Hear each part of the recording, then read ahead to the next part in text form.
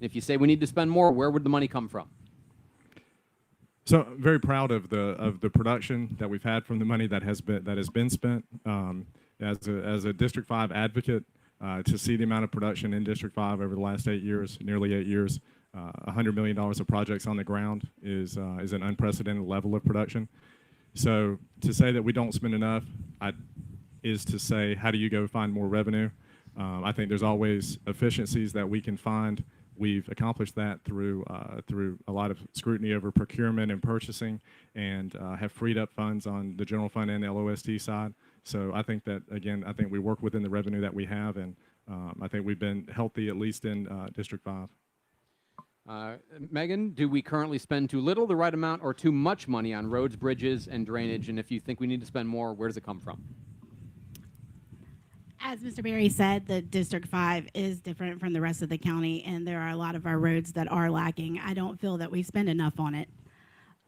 I would probably say that in looking at the local option sales tax, which we, the citizens, voted on to be for infrastructure, parks, and public safety, that over the past lost 4 and lost 3, that there was many things that didn't apply to just those stipulations that we as the citizens voted on.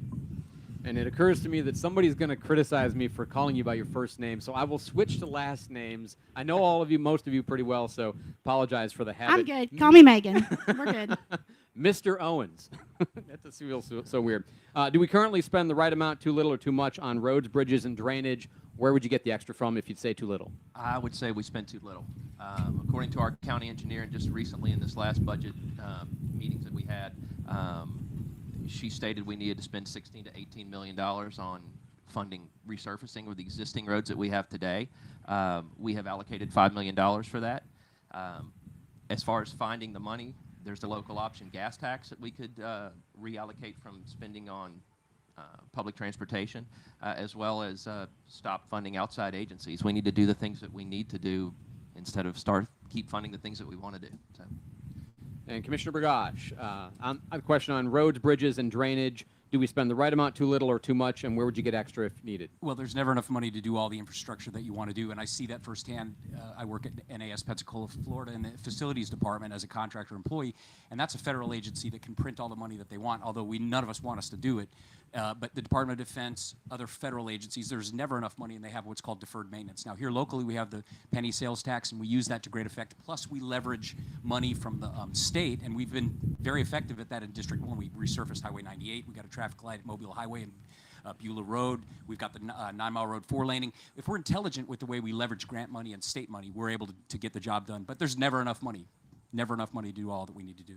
Okay, this one we're going to go just a little bit faster just because it's on the same topic and I don't want to get boring with it. But think wish list for a second. On roads, something that, as we've all know, there's never enough money for everything we want to do. But if I could give you, or if FDOT could give you, let's say, I don't know, $50 million. It doesn't go as far as you would think, but if you had $50 million to spend on any road project that isn't already funded, designed, in development, whatever, just something that you think your awareness needs to be done, what would you do with $50 million on roads in Escambia County? Commissioner Burgash? Oh, you start with me? Okay. Well, first I would finish the Beulah interchange. We've been very deft in our maneuvering there. We just did a road swap that's going to save the Escambia County taxpayer $9 million. The staff and I work very closely with District 2 Commissioner to make that happen. So I would get the Beulah interchange done. That's probably the most critical thing, and then I would add the 4th lane to Pine Forest between 9-Mile Road and the interstate, because that's just a disaster, and everyone has realized that. So if I had the wish list, those are the 2 things we would get done quickly, because that will help District 5, 3, and 1, and that's the fastest growing area of the county. Mr. Owens, $50 million on any road project. I would choose to spend someone else's money from around the state on our roads instead of spending on 9-Mile Road, Pine Forest Road, which are already in FDOT's budget line item. It needs to be spent on our roads. Any of the connector roads in Beulah specifically, 8.5 Mile Creek, Klondike, Rebel, any of these roads that connect 9-Mile Road to Mobile Highway, those are seeing heavy traffic due to the current construction that's in place now. So any of the roads that we're not paying for, or that FDOT is not already in their budget, I would rather spend their money on ours. So. Ms. Walters, $50 million on a road project. Well, I don't know about all the roads in Escambia County, but I know more specifically about the ones in District 5. And I know that District 5 has gotten forgotten many times. Like we get the leftovers. So I would want all my money to go to District 5. Probably the first one that I would want to do is I would want to go to Kingsfield. There's been a lot of issues there and a lot of controversy, and I'd want to go there. Second, I'd want to go to all the back roads that have very minimal shoulders, like Highway 99 and 4 runs right there by the school, and make sure that where the most of the stuff is occurring on the back roads, that we get those taken care of first. Commissioner Barry, $50 million drops in your lap that you can spend on a roads project. What would you do with it?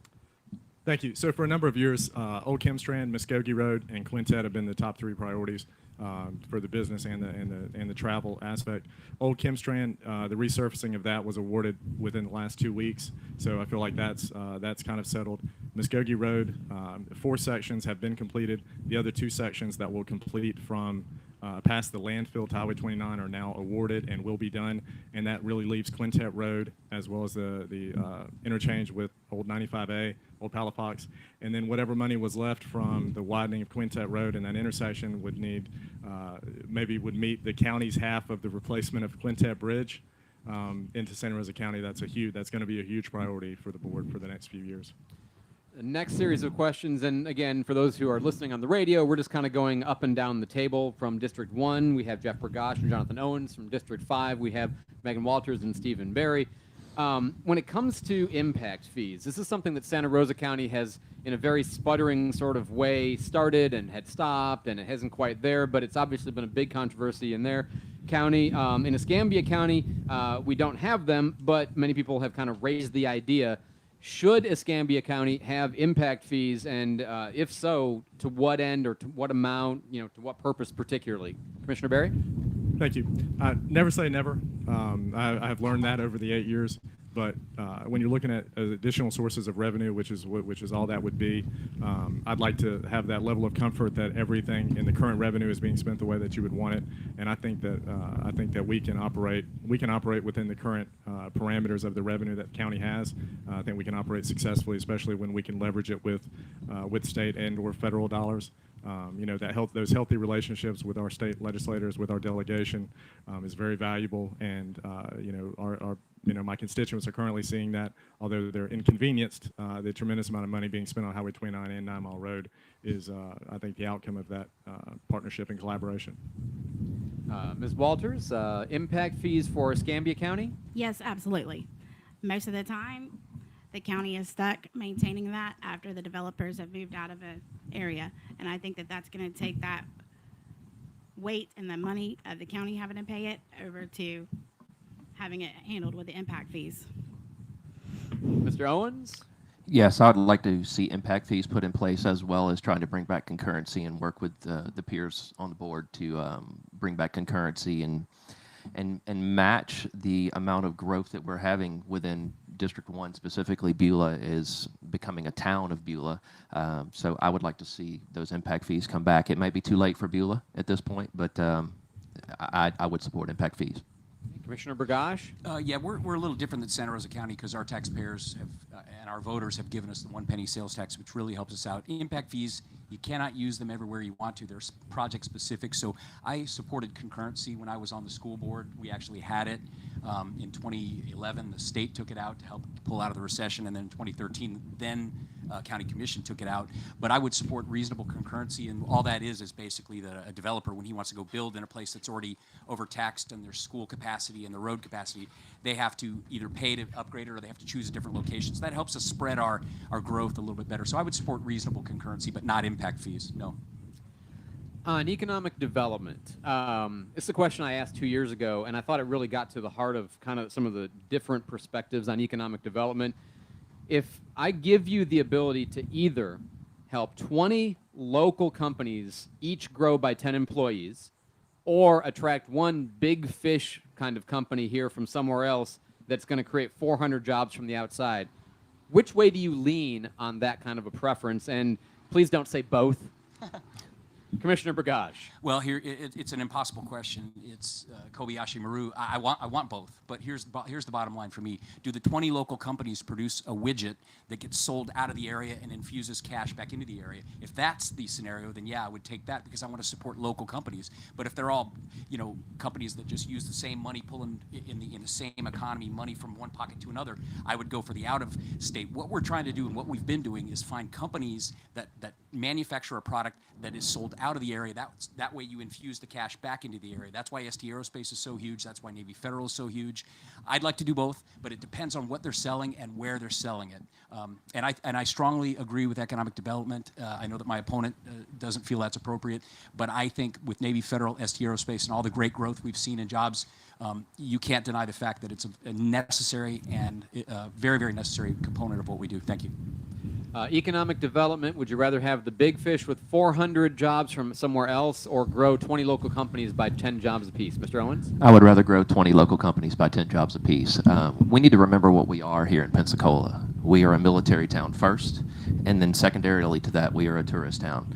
I would like to see the businesses here locally that support all the people that are here today, the people that are member of the Chamber of Commerce. The Chamber of Commerce takes care of the local businesses here, and I feel that we should spend that money on the local businesses that we have. Ms. Walters, economic development, one large out-of-town fish for 400 new jobs or 10 local businesses, no, I said it right the first time, 20 local businesses growing by 10 jobs apiece, 200 total. If you had to pick between those for economic development. I would pick the local ones, and the reason being behind that is because as I'm out there and I'm talking to the constituents, the citizens, as I've grown up here, I think that has been one of the biggest complaints through the years is that there's no jobs to keep people here in Escambia County. Commissioner Barry, 400 jobs and one big hit from somebody out of town or 20 local companies growing by 10 jobs apiece? 20 local companies, absolutely. Those businesses, those employers, they already have capital at risk in Escambia County. I think that's one of the greatest responsibilities that a board has, is to be the type of board, conduct themselves in a way that encourages people to put capital at risk here. So to me, that's a no-brainer. The 20 local companies, the multipliers off of those new jobs that are going to be created. These are people that are already vested in our community. They have a stake. They're stakeholders in our community already. And when we show others that we reward people that are our partners, then we're going to increase those partnerships over time. And I think that's a no-brainer. On the same topic of economic development, do you feel like the money the county currently spends is well spent on economic development? Should it be more? Should it be less? We'll start with you, Mr. Barry. Commissioner Barry? I think the current allocation is relatively appropriate. There has been a lot of production on the ground. Commissioner Bagaj mentioned ST Aerospace. Navy Federal is obviously something that's happened that's on a very large scale. That is a responsibility, in my opinion, of the county to manage economic development.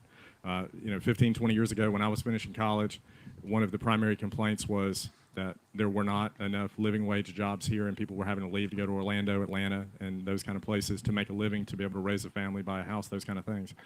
That's not as big a problem now. There are more opportunities for kids that are finishing school now. There are more opportunities for people to be able to have jobs that they're able to buy houses, have children, and become productive members of our tax base.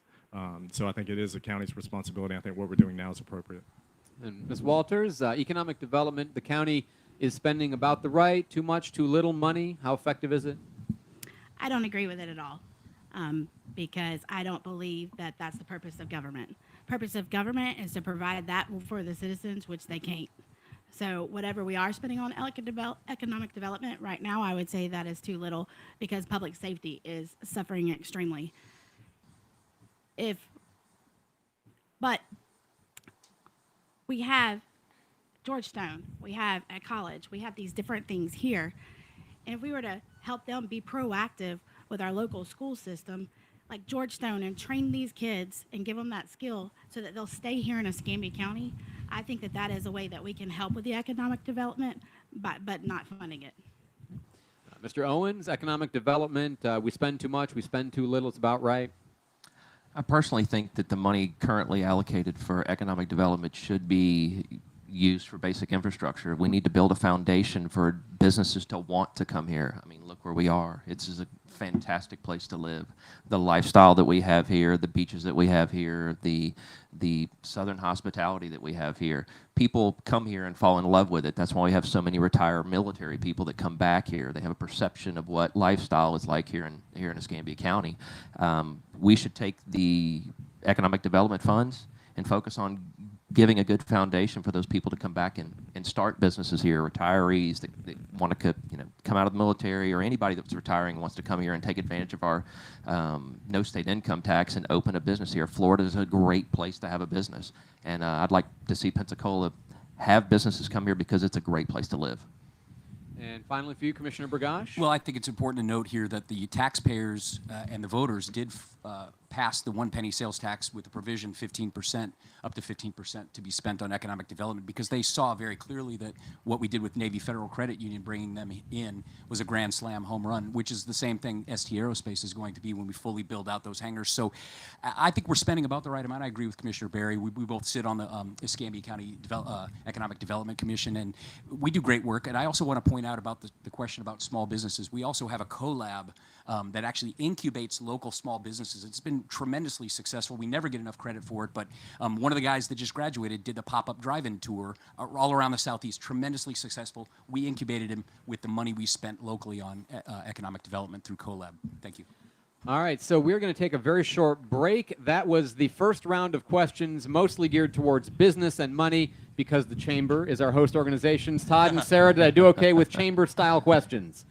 Outstanding. We're going to take a quick break. I'm Andrew McKay. We have a commissioner forum joining us. We have Commissioners Burgash and Berry from District 1 and 5, challengers Jonathan Owens and Megan Walters, District 1 and 5. And we're going to take a short recess. We'll be back in about 4 or 5 minutes here on News Radio 92.3 and AM 1620 WNRP, Gulf Breeze, and Pensacola.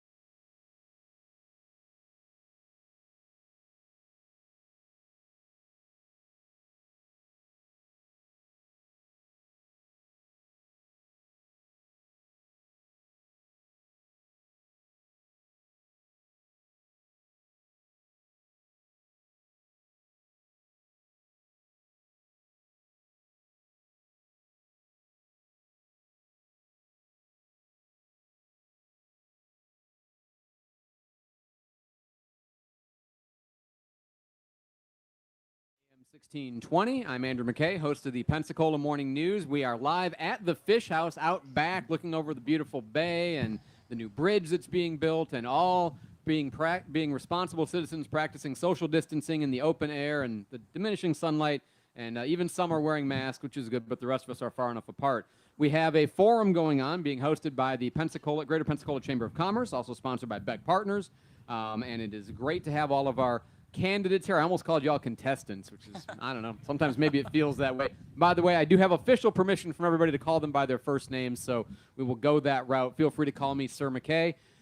We have Political questions for 500, please. Incumbent Commissioner Jeff Burgage from District 1, and the challenger, we have Jonathan Owens, and also in District 5, Incumbent Commissioner Stephen Barry and challenger Megan Walters. Again, just as a side note, these are all Republican candidates, but there are no Democrats and no write-ins who have qualified, and so these will be the elections coming up at the primary.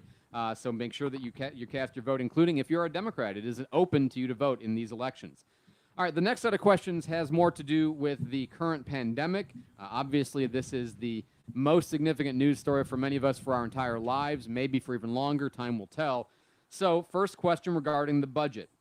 Starting with you, Commissioner Burgage. Yes. What should Escambia County be doing right now to prepare for the future impacts to our budget, direct and indirect, in commerce due to the pandemic? Well, we're taking some of those steps right now as we speak. We just completed our budget for next fiscal year. It's grown a little bit, but we're setting aside reserves in multiple funds, and we have to do that.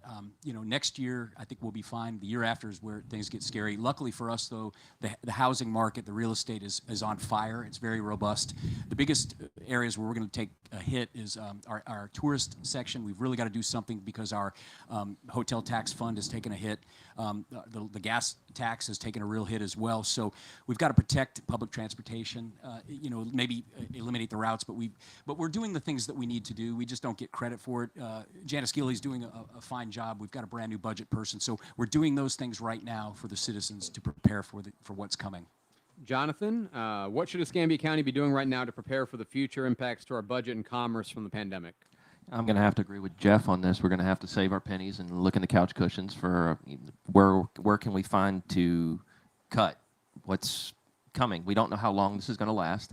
It's surely been a challenge from a campaign standpoint. Yes, it has. So, and the local sales tax is huge for our local option sales tax, as well as our state sales tax, TDT. I mean, just room rates are abysmal as far as the number of people that normally would be here visiting.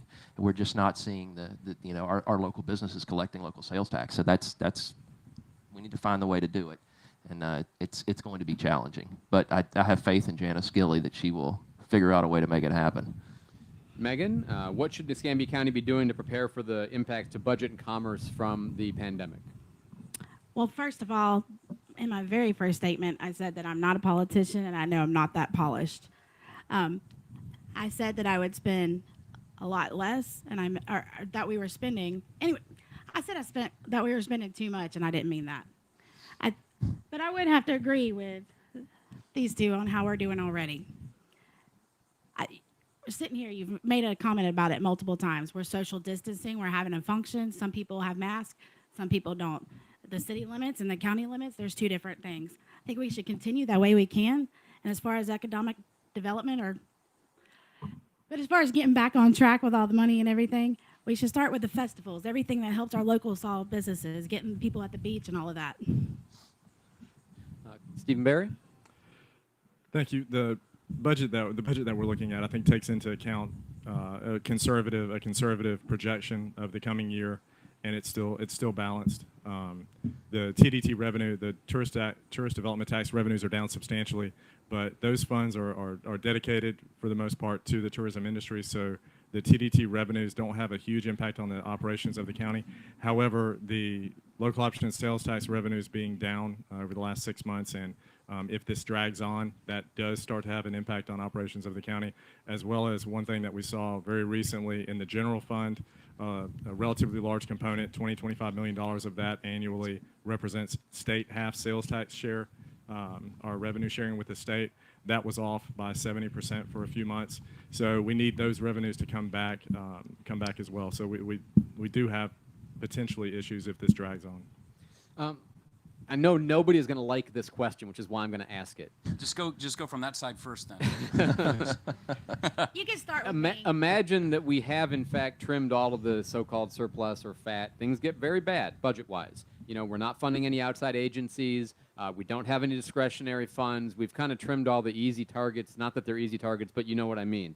If we really have to scale back spending on a department or salaries or in some way or fashion, even something dramatic like, I don't know, 10%, if we had to, where would you, philosophically, where would you see that coming from? What would be the place you'd try to cut? Or would you raise taxes? I presume nobody would, but if you would, feel free to say so. Commissioner Barry? Thank you. I don't want to pinpoint any departments within the county, but I mean, there's two ways to have more money. Either you make more, you spend less. If the environment doesn't allow us to make more on the revenue side without raising rates, without raising tax rates, then I don't think there's any appetite on the board to do that. I don't support that. So you spend less, and the spending less would involve a reduction in the staffing and the salary, the personnel expenses of the county without identifying any specific department. Okay. Megan, if you had to cut beyond the sort of obvious targets, how would you cut? Where would you cut? I really think that it would come down to the different county departments. For example, ECAT, they have the paratransit, but most of the time they're running a big bus. We could take that and we could turn it around to where ECAT starts going and handling all of our non-medical transports that bogs up EMS and affects them in a big way. Jonathan? Well, the fastest way to raise money is to sell assets. And the county holds a lot of assets. We hold a lot of real estate. And, you know, as Jeff said earlier, we've got a strong real estate market. This is a short-term fix for a really problem that came on to us rather quickly. Putting our current land holdings that we've got in place, I mean, OLF 8 is an option. Any of the smaller land parcels that we've got that Escambia County holds or anything that we've got, sell it because the real estate market is hot right now. So I personally think selling assets would be the first thing that I would look at. Okay. And Jeff? And I agree with that too, Jonathan, but you never get enough from selling those to get you where you need to be. I would say on this dais here, I'm probably the only person that went through this. I was on the school board in 07, 08 when the bottom literally fell out of the market. And one thing I did, and I'm very proud of my record on this, is I did not give in to the tremendous pressure to raise tax rates on Escambia County property owners. I mean, there was tremendous pressure by staff, special interest groups. So what you do is you hold the rate steady. It's very basic. You hold the rate steady. You do not raise tax rates on property owners, and you work with what you have, and that entails dusting off the RIF procedures. Then you do it, and I've done that. I did that in the school district. We lopped $40 million off the budget in 07, 08, and the buses ran, the lunches were served to the students, and we did the job. You can do the job. There's fat in every budget, but I'm a guy who's going to cut. I will not raise year-over-year tax rates on Escambia County property owners. I never have, and I never will. We live within our means with what the tax rates generate, and if there's more, we let the departments. We tell them where we need to be, and we let the department directors figure out the cuts and let them do it, but tell them where we need to be and give them a target. Thank you. Also, on the subject of the pandemic, and I understand that a lot of these decisions are not necessarily within your hands. The state has done a lot of the decision-making here. But Escambia County has recently begun a media campaign to encourage mask wearing and, you know, other forms of social distancing, sanitation, and so forth. Should Escambia County be doing anything different right now to reduce the spread of COVID-19? Obviously, the pressing question is on a mask mandate, but feel free to answer any way you see fit. Jeff? Okay. Well, you know, the county did put out $250,000 in an advertising campaign. That's federal money specifically earmarked for that. We didn't take it out of our general fund. And I see evidence that that's working. Now we have private businesses in the area that are now implementing their own regulations, which is, I think, the way it should be. I'm not a guy who likes heavy-handed dictates. I take the approach the least restrictive, least obtrusive government as possible. This is an unusual situation, though, so I've said publicly I'm willing to look at it. I don't favor it, and I think the entities that have instituted it, Gulf Breeze and Pensacola specifically, you'll find that there's not a whole lot of compliance. And out in the county where we've done significant advertising, I'm seeing a lot more compliance. So I think the county, we're moving forward in the right direction. Part of the issue, it's not a 40-second question, Andrew. We have been yanked around and we've been given contradictory information. We've been stonewalled by bureaucrats who have to ask permission to give us answers that are salient to our decision making. So it's been a very difficult situation. But right now, I think we're moving in the right direction. Hospitalizations are down significantly today. I think we're turning the corner. I heard that from a hospital director today. So I apologize for taking a little more time, but it's not a 40-second question. But would I look at it? Of course I would look at it. And if it comes on Thursday, I'll be prepared to make a vote on it. Thank you. Would we go about a minute there, Sarah? All right, let's give everybody the same, because he's right. It's a significant question. As far as safety, should the county be doing anything more than it's currently doing to reduce the spread of COVID-19? Jonathan? I feel that the CARES Act money that we've got, we've been pretty efficient with how we've spent it. As a business owner, would like to make my own decision on how I deal with the public and my staff. If we've got folks that are coming in that are sick, I think we need to have the option to make that choice. I'm not supportive of a mask mandate from a county standpoint. I'm a small government guy. I would rather leave it on the business owners to make that decision. They can stay open, they can close. It's entirely up to each individual business owner and personal responsibility. I'm not a supporter of the mask mandate. Megan, should the county be doing anything more than they're already doing to stop the spread or reduce the spread of COVID-19? I think the county's been doing a great job with the Mask Up Escambia. I've seen a lot more people that feel that they need to wear a mask wearing it. I've seen billboards. I've gotten a flyer in my mail. Escambia, in that flyer, is working to educate people on this. But I think the biggest thing here is that they're allowing them to have their choice. I went to Target today. Target requires you to wear it. It was in the county. I'm going to follow their rules. And, you know, the citizens of Escambia County are pretty smart people. And they pay attention and they read this stuff. So by allowing them to make their decisions, whether they want to wear a mask or what their thoughts on it and their point of views, I think we should continue to allow them. Stephen? Thank you. I think what the county is doing is appropriate. I mean, I wear a mask when I can't get socially distanced or in enclosed quarters. I have two little ones at home to be mindful of. But the enforcing of a mask mandate seems like a very precarious situation to even have the county government go into. I don't see an appetite from law enforcement to enforce that. So where would the enforcement even fall? And the passing of a mandate just to pass a mandate doesn't seem like especially good government either.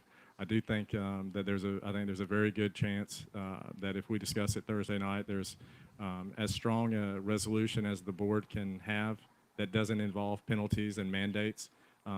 Asking folks to wear masks when they can't get socially distanced, I think, is appropriate.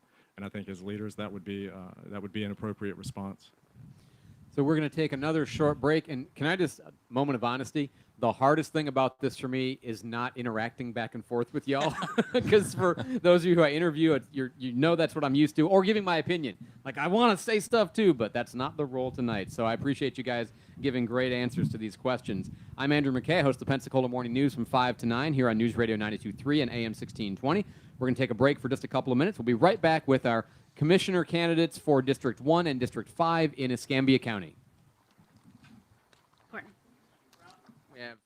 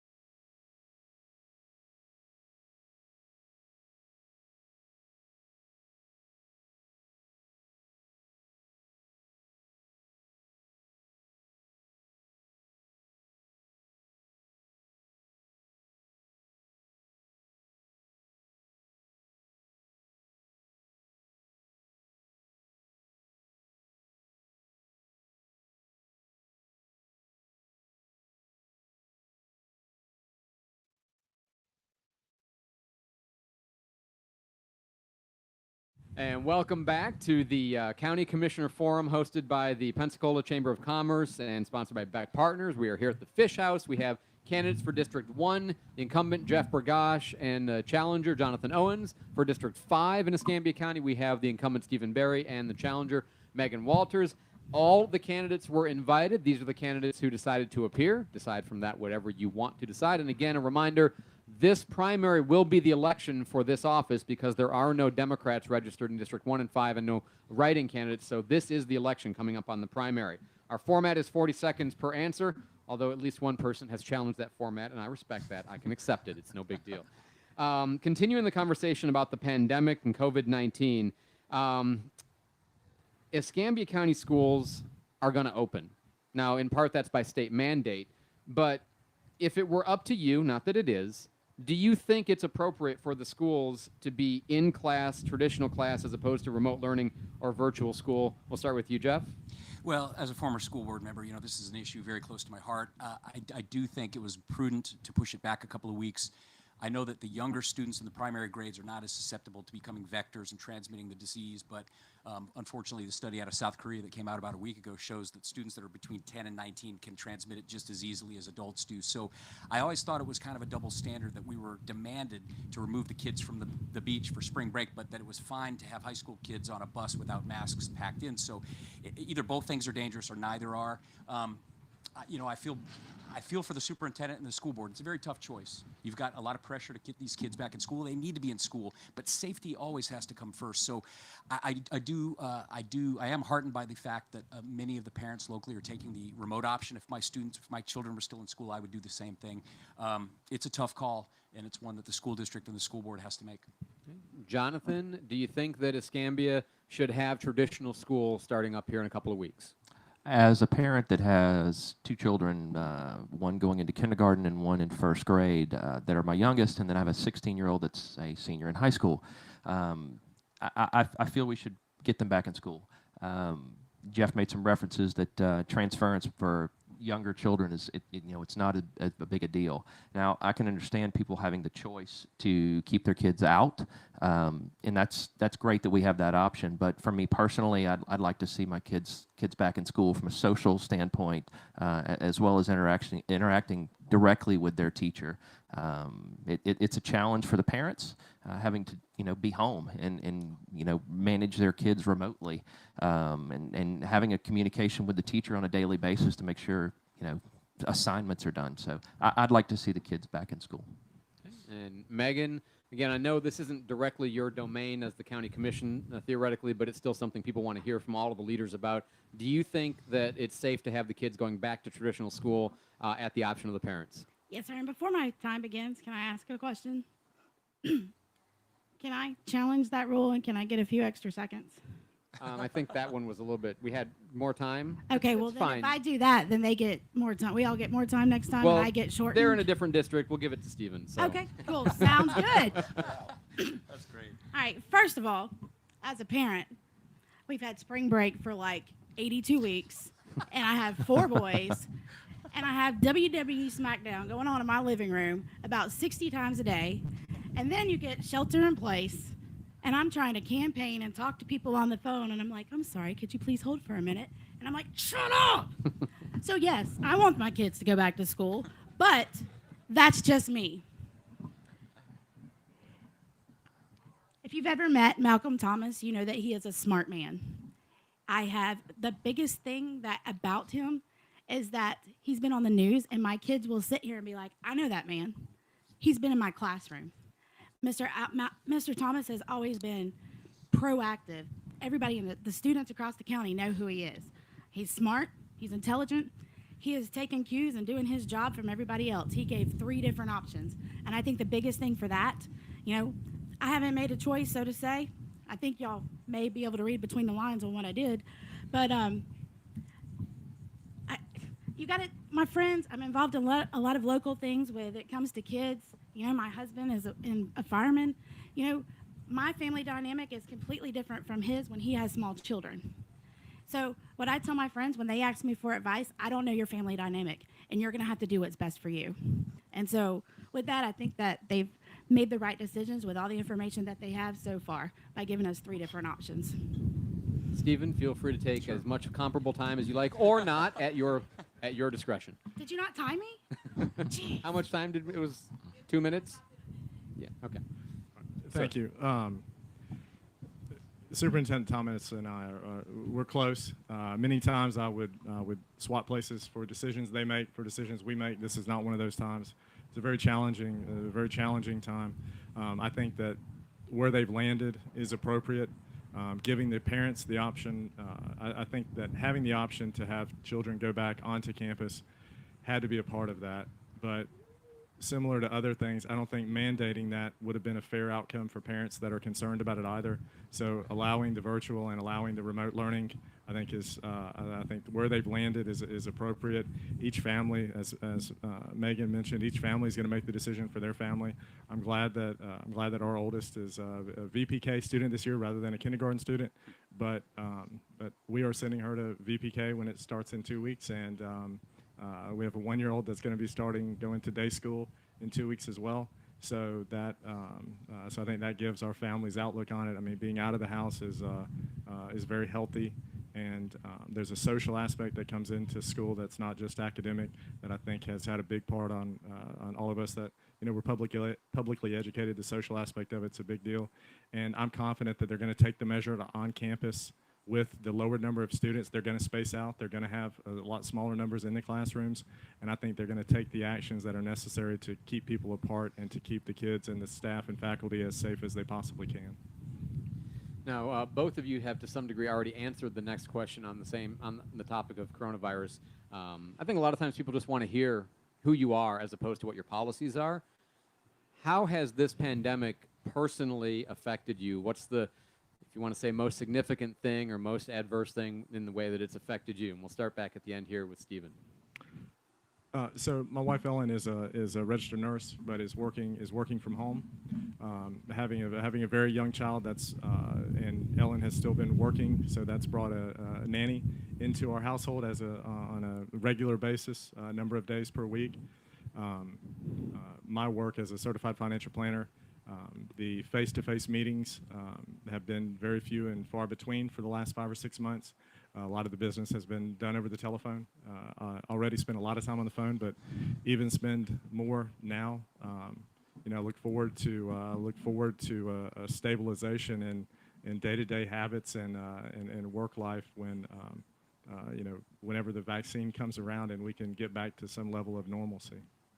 We're kind of back on the 40 seconds or so. Megan, aside from you know, being a wrestling referee, what has been the most adverse or challenging aspect of the pandemic for you? Well, take note of that because with 4 boys, we're the Tate district, so go Aggies. They may be wrestlers. Joining this campaign and doing it, I knew that, you know, it wasn't going to be an easy task. And then in the midst of it, you have this virus that's going around. And then in the midst of it, you're trying to get petitions, and you got a shelter in place, and you schedule stuff. You schedule fundraisers, and you have to cancel, can't reschedule. I mean, that's been one thing. But I think for me, you know, it's made me think outside of myself and think of other options. I work a part-time job where I'm a merchandiser, and because of the pandemic, and it's a national company, I haven't had that job.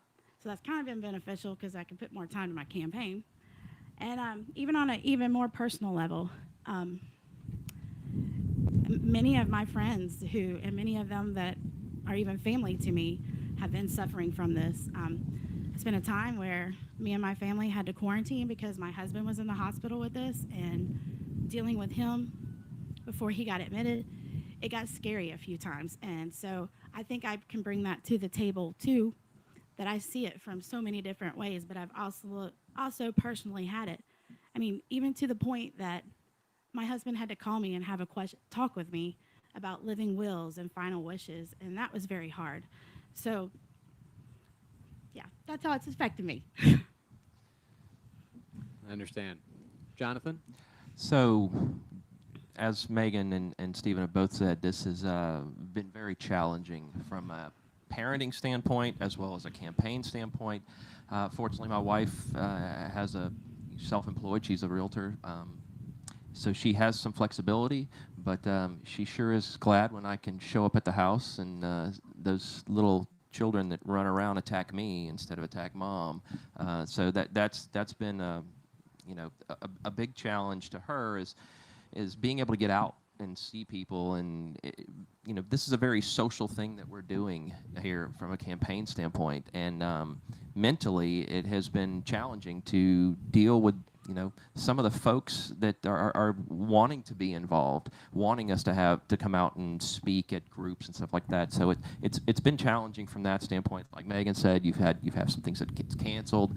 You have fundraisers, and then only a few people show up, and you have to do it outside, and it's been challenging. I'm gonna have to agree with Stephen. I think I've talked on the phone more now than I've ever talked. And keeping up with 3 different phones is a challenge. Campaign, and then personal, and then the work phone. So it's been challenging, most definitely. Jeff, an aspect of the pandemic that's been most challenging for you? I would compartmentalize it into my personal life and then my professional life. My personal life, I attended a funeral just last weekend for a dear family friend who passed away from COVID-19, and that was horribly tragic. My daughter works, she's a medical professional. She works at hospitals. She also works at home health as a home health care provider. And so I constantly worry about her. My son, his roommate tested positive. And so now my son, so I've seen it from a personal standpoint. From a professional standpoint, in my day job, I supervise men and women in the engineering annex aboard NAS Pensacola, Florida. Now, fortunately, they have very strict mandates. I wear my mask. We all do. We follow rules there because they enforce the rules. But I have employees that work for me that are potentially medically compromised and fragile. So we've had to put steps we've had to implement steps to keep them even safer. And the worry from these men and women, it's palpable. So I worry about the people that are out there working. Both the jobs that I hold currently, I love them both. They're both essential government functions on the county commission and also aboard NAS Pensacola, Florida as the facilities management annex manager. So I do worry about the employees. It's the personal, the employees for the county and the employees that work under me. I don't want to see any of them get sick. I don't want to see any of them go to the hospital. I certainly don't want to see any of them perish. So the sooner we get this thing past us, the better. But I would say those are the biggest impacts from a personal and professional standpoint. Thank you, guys. So we're going to move on past the coronavirus discussion, which I'm sure everybody is very happy to move to other things. But thank you for those answers, very personal answers. One of the knocks on Escambia County, especially since we're kind of so closely situated with Santa Rosa County, one of the knocks on the county commission is that it's often very adversarial, that it's not as collegial as Santa Rosa County. And one of the theories offered is, well, that's because they have at-large districts, whereas we have particular districts and only District 1 votes for one and so forth. So there's more of a turf mindset, sometimes people allege. Now, putting aside the legal requirement to have a District 3, would you think we should try to have at-large election, or are you satisfied with the way it's structured right now? Jeff? Well, I would say it's already part of my plan. It's a tremendous problem the way we are structured in Escambia County. What we have is ward politics. People get paralyzed with indecision because they're concerned about the next election. We need to be like all the other 3,142 counties in the nation. We need to have everyone in this county should have a crack at me, because every decision that I make affects people throughout the county. It should not just be parochial one district voting for one employee. So in this plan, Next for Escambia, which you can find at jeffbergosh.com, that's one of my big tenets. We've got to get to a point where we're countywide elected, or the addition of 2 at-large commissioners, because otherwise it's ward politics. Decisions are pushed off, things become, there's paralysis, and then we end up having things go to court because we can't make a decision because people are terrified about the next election. It needs to change, and I'm a strong supporter of that. Countywide elections, everyone should have a crack at each of us, like Santa Rosa County. Jeff, countywide elections, or are you satisfied with the way it's structured right now? You asking me again, or you asking? Jonathan. Jonathan. Owens. County Wait, who are Commission you District again? 1. I think I've heard once or twice or seen on Facebook, we deserve better. Yeah. People keep asking me if that's my slogan. So There I are don't 4 mean to interrupt. J's in this race, so all of us are J's. Now, I can. Jonathan, It's okay. Mr. Owens. It's okay. Oh man, my dad was Mr. Owens, not me.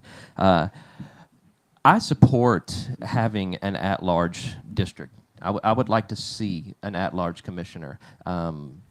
We do have some contention here. Jeff's right. People are worried about the next election, but I feel you have a time and a service, and the citizens of that district can decide if they want to see you again for another 4 years, and that's why we're, quite frankly, are all up here doing this. If we had 2 at-large districts, I think it would bring a different dynamic to the board. Of course, for that to happen, it's going to take 3 commissioners that currently sit on this board to make that decision and to support that. And with having a plan for it to do it just for me, it's going to take 3 commissioners that are currently in place now or after the election to have that conversation. So, Megan, do you like the current structure? Would you like to see a change at large, either for all county commissioners or for extra districts? First, I want to say I'm sorry for interrupting. I really don't know Jonathan Owens. Obviously all my candidates here and everybody who's involved in the race, I've been looking at all their stuff just to see how people that's how I do things. But Jonathan Owens, you do have some nice hair. I would not at this time. I would honestly have to say I would not want to do that. I wouldn't want to change anything the way we are. The dynamics of each district is so different, and that's the reason why you have 5 commissioners working for those districts that actually live in those districts. And I also think before we move forward with that, there'd have to be some discussions. I know that there's citizens committees that do those kind of things. I can't remember the exact date. I think it might have been 1835 when we had our first county commissioner here in Escambia County. And I've watched the progression and I read about it and everything. And those who've come before us set the precedents and they had a reason for it. So I think maybe if we follow that and we continue with what we have for now, that I think that's going to be the best for us. And Stephen, should we move to an at-large election or add at-large seats to the county commission? I think there's a reason that the Supreme Court made the decision that they did and mandated the minority-majority district that we have. I think that, the criticisms of Santa Rosa County versus Escambia County, criticisms go both ways. When I was running in 2012, one of the things that was mentioned was, District 5 doesn't get anything. You need to go and stick your stake in the ground and say, I'm for District 5 and this is what I want. Well, a lot of stuff like that sounds good hypothetically. However, to actually be able to deliver, you've got to be able to advocate and articulate your argument well enough and convince at least 2 colleagues that what you are pitching for has value. And that's a difficult circumstance sometimes when what you're pitching for doesn't necessarily have value in their district. So you've got to you rely on your relationships with your colleagues. You rely on the way that you treat them, the way that the way that you treat people. I think that's one reason that I've been fortunate enough to be able to advocate successfully for District 5 on our board. Keeping good relationships is a very big part of government. It's a big part of local government. It's a big part of being effective as a local leader with your state and federal legislators as well. You don't want to be the source of those problems and source of acrimony. All right, that's our 4 county commission candidates who are here tonight at the Fish House. We're going to take another quick break. I'm Andrew McKay. It's News Radio 92.3 and AM 1620.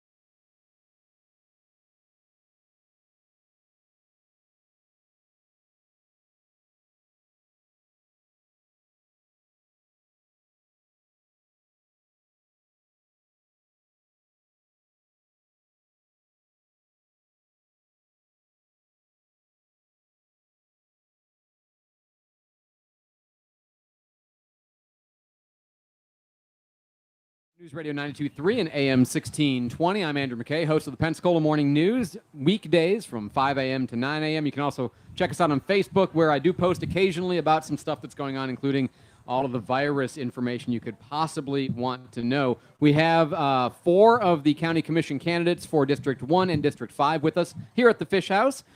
District 1, we have Jeff Burgash and Jonathan Owens. District 5, we have Stephen Barry and Megan Walters. And again, if you're just joining us, these will be the elections coming up at the primary, because there are no qualified Democrats or write-in candidates. So this will be the selection for the actual county commission seat coming up towards next year. We are into our final section now. We'll be done in about 15 minutes. And I first of all want to say thank you to the Greater Pensacola Chamber of Commerce and to the Fish House for putting us up here, and to Bet Partners for sponsoring us, and to all of the candidates for being here tonight. We'll give you a round of applause at the end. Don't get too eager for that just yet. Our format is 40 seconds per answer. I know you're going to hate me for requiring this one in 40 seconds, but here goes. Escambia County is going to be voting on an Escambia Children's Trust 1/2 mil property tax. It has been put on the ballot. Do you support or oppose that, and would you have voted to put it on the ballot? We'll start with you, Commissioner Burgash. Well, I did vote to put it on the ballot because I believe anytime you want to, as I've said earlier, and my track record proves it out, I've never voted to increase year-over-year tax rates on property owners, and this is a great example. If that's something the community wants, like our 1 penny sales tax, which funds our operations, put it to the voters. Let them decide. I personally think the voters will look at it. I don't know if they will pass it or not, but I think it was appropriate for us. We were asked by a citizens committee to put it on the ballot. The board debated it. We talked about it. We looked at the merits of it, and we put it on the ballot. And the citizens will decide whether or not to approve it. Thank you. And just the follow-up, I did ask, do you support or oppose it? I'm going to have to look at it, to be very honest with you. Am I allowed to elaborate since you've asked me a question? I've got to see the amount of. I've heard it's about 10% for overhead, but I do have a concern. The only concern that I have is that it's not an elected board that would be making decisions about levying the money. So there's some concerns I have. I'm going to look at it when I see the complete what's put forward. But again, the important thing to note, Andrew, this is a tax increase. I don't support tax increases. If the citizens feel like it's appropriate, we've done exactly the appropriate thing. We put it on the ballot so the citizens can decide in November. Thank you. And Jonathan, do you support or oppose the Escambia Children's Trust 1/2 mil property tax? Would you have voted to put it on the ballot? I would not have voted to put it on the ballot. I don't think that we have any oversight or will have any oversight by it not having any elected officials on there, and I think only the elected officials should be overtaxing or have oversight on taxing our citizens here in Escambia County. So, and as far as whether I support it or not, I mean, obviously it's an option on the ballot, and I'm going to have to do my research on it, and we're 90 days away from that option. So, Megan, do you support or oppose the Escambia Children's Trust 1/2 mil property tax? Would you have voted to put it on the ballot? No, I wouldn't, and no, I don't support it. Because right now, our county is crippled. It is struggling. Our roads are messed up. Our public safety. I grew up in public safety, so when I listen to a scanner app or this or that, I know exactly what they're saying. And when we have fire trucks breaking down, firefighters out there in the middle of summer with no air conditioning and stuff, I just think there's bigger priorities than something like that. And it goes back to what we were saying about tighten our belt loop. And I know you said we're on a time restraint, so I'm going to say this really quick. I know there's not a lot of people here like the other constituents. There was another event tonight. And that could be possibly why some people weren't able. They had already committed to that one. I'd committed to this one first. And that's the reason why I was running in late, because I was doing my video in the parking lot. All right, fair enough. And we're reminded that we are in the fly zone for the NAS Whiting Field training helicopters with the new Leonardo contract coming in. So all good stuff, right? Stephen Barry, would you do you support or oppose the Escambia Children's Trust 1/2 mil property tax? Would you have voted to put it on the ballot? I mean, we know that answer, but still, that's the question. Sure, I'll elaborate on it, but I guess I'll side with my first 2 respondents. I'm a numbers guy, a financial guy, and I am interested to see how the layout is actually going to be for the organization. But I did support putting it on the ballot. I think for many of the reasons that Commissioner Burgash said, allowing the voters to decide how they're going to be taxed. I don't see how that is a bad thing. I've supported other measures that I may or may not have actually voted for. Recently we voted to allow the voters to decide to have an appointed superintendent or elected superintendent. I voted to have that on the ballot. I didn't necessarily vote for it, but personally, but I did vote to have it on the ballot because I thought the voters should have the choice. Similarly, we did the same thing with the protection of some of the beaches that Commissioner Robinson really pushed a few years ago for the non-privatization of public lands on the beach. I supported that going onto the ballot, and I think it's appropriate to have voters decide. Last question of substance, and then we get to the fun stuff with the lightning round. We are in the middle of one of the largest public works projects in Escambia County history right now, building a jail because our central booking detention exploded, and we have excess, need for a jail. When that's completed, will you support transferring corrections back to the sheriff's oversight, or do you prefer to keep it within the county? Stephen? I'm open-minded to discussions. Whichever sheriff we get, I'm open-minded to having those discussions. However, the oversight and the access to the procurement methods that have come with the county controlling the jail, there were many contracts when we inherited the jail or took the jail back from the sheriff 5 or 6 years ago. There were many contracts that had not been bid in over a decade, some that had not been bid ever. I think the board having oversight, those purchases and contracts coming before the board for public discussion rather than happening just in an administrative building, I think is healthier for our taxpayers. The taxpayers are going to be paying for it, whether it's a board-controlled asset or a sheriff-controlled asset. So I'm open-minded, but the access and the control over the procurement is something I'm going to hang on to relatively tightly, and maybe we can still work that out. Megan, when the jail is finally completed, do you favor transferring it back and all of corrections transferring back to the sheriff, or do you prefer to keep it within the county? I think that it needs to go back to the sheriff. They're the ones who are trained to deal with the inmates. They're the ones who bring them in and take them out. So I believe that they should get it. And right now, while we're doing all this and we're waiting for the jail to be built, I believe there's something like $4 million that we are spending to keep all of our inmates right now in all the other jails in all the other counties. I also think that code enforcement should be something that should be under the sheriff's jurisdiction as well, because that's what they're trained in. That's their specialty. So let's just put everything that goes together like that. Let's just put it all together. Makes it easier for everybody in that in those departments. Jonathan? I think the sheriff should have oversight over the jail. I'll save some time. And Jeff?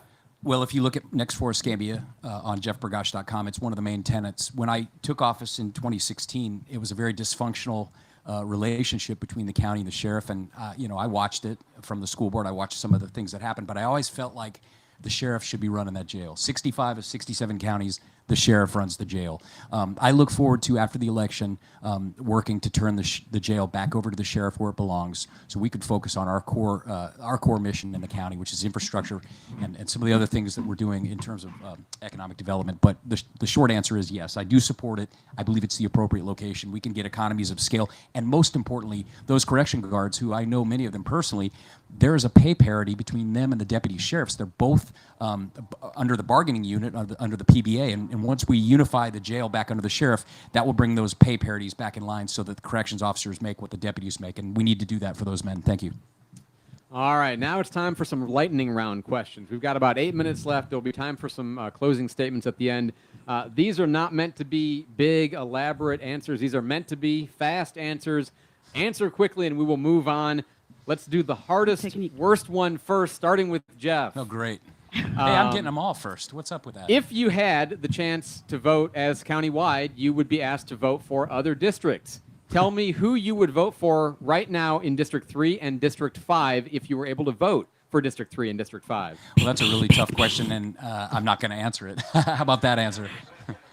No, listen, that's just, there's no, I get it, it's humorous. And District 3, I consider Lumen and Lou Timothy both friends of mine. I've known them for years. That's a very tough situation. I wouldn't make a choice. I've enjoyed working with Commissioner Barry. If I was a voter and could vote, I would vote to keep Commissioner Barry in office because he is a gentleman, he's an excellent statesman, and he's the kind of guy I aspire to be. He's very measured, and I just think he does a tremendous job. I would vote for him. Again, these are, I know you want to elaborate, but these are meant to be pretty quick, Sorry, if possible. I can't help it. I know. Jonathan, in District 3 and District 5, who would you vote for? Well, I've worked with Lumen for the past 6 years, full time. So it's tough, and I've worked with Lou Timothy on some things too. So I'm going to have to say I'm a pass on that one on District 3. Megan and Stephen, I've also worked with Stephen for the past 6 years as well. Megan has put a lot of heart and soul into this. If the citizens of District 5 would like to see a change, they're going to tell us that. I think I'd like to work with Megan. Megan, District 1 and District 3, who would you prefer to vote for? I would vote for the underdogs just like me, the ones that are having the David and Goliath, because I'd vote for Timothy, and I guess I'd vote for Jonathan. I haven't figured it out between a few other of those candidates over there, but it would be because of the term limits. I don't know how long Burgosh has been in here, but I know Mr. Berry has been here for 8 years, and I believe in term limits. So 8 years is up. And Stephen, if you were able to vote in District 1 and District 3, who would you vote for out of the current candidates? So for the most part, I mind my own business. I don't get involved in other. Great answer. I don't get involved in other races, other affairs. So I'm gonna kind of defer to the folks that I work with currently, the folks that have supported me for Lumen for the last 8 years, and Commissioner Burgosh for the last 6 years. I'm going to support. I'm sorry, for the last 4 years. I'm going to support the people that have supported me. I've been very fortunate to not take hardly any actions to our board that haven't been supported by the majority of the board, and I always say how much I appreciate that. And it's not just put on. I do genuinely appreciate it, and I've enjoyed and loved working with Commissioner May, and Commissioner Burgosh has been as supportive as Commissioner May the last 4 years. So I do have to defer to the people that I work with currently. All right, these are going to have to be actual lightning round, but they are a little easier than that one. Do you have Please. a buzzer? I Can you- don't, but I wish I Get did. the buzzer going. I think you should do that. Hit it. Get the gong. Tell me a song you know all the words to. I won't make you sing it. Oh my gosh. Oh dear. Stephen Barry. Pass. It's my turn. In other words, to many songs. 7 Spanish Angels. I love that. Say it again. I didn't hear. 7 Spanish Angels. I love that. Oh Seven my God, Spanish I don't know Angels. that. All right, Megan Walters. Jesus loves me. Your Jonathan turn. Go. Owens. The BIBLE. And Jeff. Tequila. All the you know all the word. You know all the word to tequila. Hotel California. All right, very good. What show are you immersed in right now? Streaming, TV, whatever. Well, there's Jeff. so many, right? I really like Stranger Things. That's really fantastic. Dark is a show out of Germany, but I would say Dark is probably just an amazing show. If you haven't seen it, check it out. It's incredible. Although the words are weird. I wish they would let the actors speak and just have the subtitles, but Dark. Time's up. I'm sorry. Jonathan. I'm sorry. Gong me. Goodness, I hate Megan, the board mother. go. I don't. I'm board mother. Okay. I don't have any shows that I'm currently watching. Really, I'm exhausted when I get home, and I go to sleep as soon as my head hits a pillow. Megan, TV you're watching right now? TV that I'm watching right now, it happens to be any Board of County Commission meeting, anything like all of the planning and zoning stuff that's on ECTV. I watch those in the car. I'm doing all that because I'm trying to learn as much as I can. If I could be pleasurably sitting at home and watching something, Time. I'd probably be watching Friends. And Steven, what are you watching right now, if anything? So I would have never guessed it, but Commissioner Prakash and I agree about this. Dark, Ellen and I just finished what's going to be the 3rd season and the last season, and it's I don't understand the amount of money that they spend on the shows, Netflix produced, that they can't have the closed captions match the words on the screen. But they don't. But it was an intriguing show, and we've watched many YouTube videos about trying to explain it. But I didn't All expect right. to give that answer. Hey, Davis, how tight is this 7 o'clock stop? We are looking at right at 2 minutes. Okay, perfect. Exactly enough time for some brief closing remarks. It can't be too much to make sure everybody has time. We have 2 minutes, so that means about 15 to 20 seconds, but just kind of your last thoughts. Stephen? I'd love the opportunity to work for my friends and neighbors the last 8 years. I hope the citizens will allow me to work in the future. And the reference of who I would support, I support the people that I work with currently. And if things go a different way, then I'm gonna work with those folks as well. Megan? 30 seconds is not enough time to expound on so many subjects that are going on with Escambia County, so I would give you my number, 436-3274. For those in the back, 436-3274. My name is Megan Walters. I will be a voice for those who don't have a voice. I will be working for the citizens. Jonathan? For the past 6 years, I've worked for the citizens of Escambia County as a legislative aide for District 2.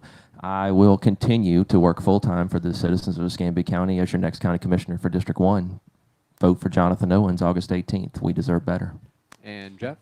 Jeff Bergosh, I served you on the school board. I've served you on the county commission. I put together a plan based on citizen input called Next for Escambia. It puts all the elements together into one place. You can go see it at jeffbergosh.com. We've been unable to go door to door this year. It's been crazy with the pandemic. So I would simply say, if you go to my website right now, for complete transparency's sake, I have posted my transcripts, including my grades and my professional resume. You need to know that about your candidates. And I think it's important that we highlight the fact that Jonathan showed up. I showed up.